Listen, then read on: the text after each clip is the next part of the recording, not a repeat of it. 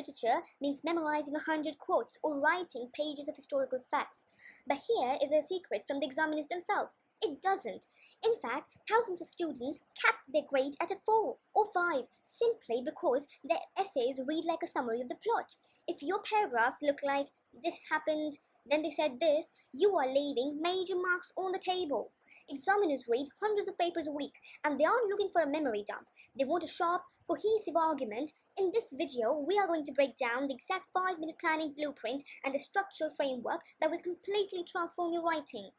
And before we do that, we need to understand the assessment objectives that examiners use to grade papers. AO1. This is the ability to maintain a sharp, direct answer to the prompt throughout the essay. AO2. This is where students zoom in on closed word analysis. Examiners want to see how the writers construct meaning. This means looking at literary devices, connotations of specific words, and structural shifts. AO3, this evaluates how the text relates to the time it was written. AO4 is spelling, punctuation, and grammar. It requires accurate spelling, varied punctuation, and sophisticated vocabulary. Now let's look at the exact 5-minute planning blueprint you need to use before you write a single word of your essay. Without a map, your essay will get lost. A top-tier essay relies on structural architecture, split across a definitive 5 to 6 paragraphs. First is deconstruct the prompt. Do not just skim through the question. You need to circle keywords and pinpoint character or theme. For example, if the prompt asks how Dickinson presents Scrooge as a changed man, how tells you to look for methods, while changed man gives you your conceptual focus. Second, formulate a thesis statement. Now this is your umbrella argument. It shouldn't just repeat the prompt. It needs to explain why the author is presenting this theme. Instead of writing, Dickinson shows Scrooge changing, your thesis should argue why his transformation serves as an allegorical wake-up call to Victorian society. Finally, map out your 5 to 6 paragraphs architecture. Start with a punchy introduction that delivers your thesis. Then plant 3 to 4 substantial middle paragraphs that track the chronological or thematic shifts in the text. Finish with a strong conclusion that synthesizes your points.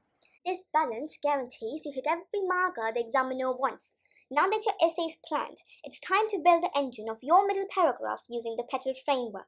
This repeatable method forces you to analyze deeply rather than summarize the plot, ensuring you hit every single assessment objective seamlessly. Let's break it down. P stands for point. This is a conceptual topic sentence linked directly to your thesis. Never start a paragraph with the plot summary. Next is E for evidence, which means selecting an embedded quote that directly supports your point. T is for technique. You must name the specific literary, structural, or formal device the author is using. Then comes A for analysis, where you zoom in on micro details, word connotations, and multiple layers of meaning to satisfy AO2. Finally, L is for link and AO3. This is where you connect your analysis back to the prompt and tie it explicitly to the historical context and writer's broader moral purpose. To see how this works in practice, let's look at a grade 9 example from A Christmas Carol. For a point, we write, initially, Dickinson presents Scrooge's refusal to change as a symptom of his deep-seated avarice and spiritual isolation. Our evidence is the embedded quote, Scrooge is solitary as an oyster. The technique, Dickinson utilizes a poignant simile. Now for the analysis, the adjective solitary underscores his profound alienation, while the noun oyster functions as a complex motif, implying a hard exterior but hinting at a hidden pearl of capacity for change buried within. Finally, we link it to the context. Through this, Dickinson warns his 19th century audience that Malthusian capitalism isolates the rich from the society they have a moral duty to protect. Now that you have the framework, let's talk about the 3 fatal mistakes students make that completely destroys their marks, and more importantly, exactly how you can fix them to secure your grade 9.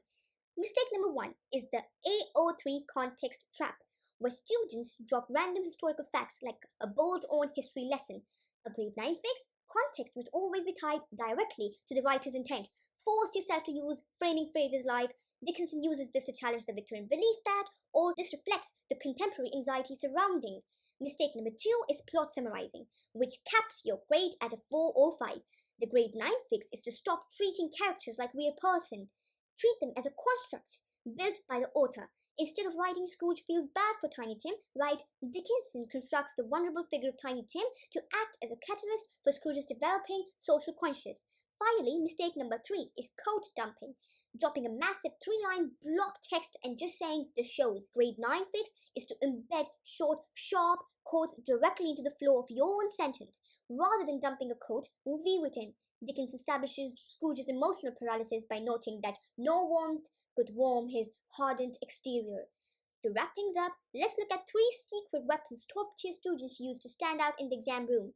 First, stop trying to memorize 100 quotes. Instead, master 10 to 15 high-yielding quotes that fit multiple themes. For example, "Solitary is an oyster," which seamlessly covers isolation, greed, and redemption all at once.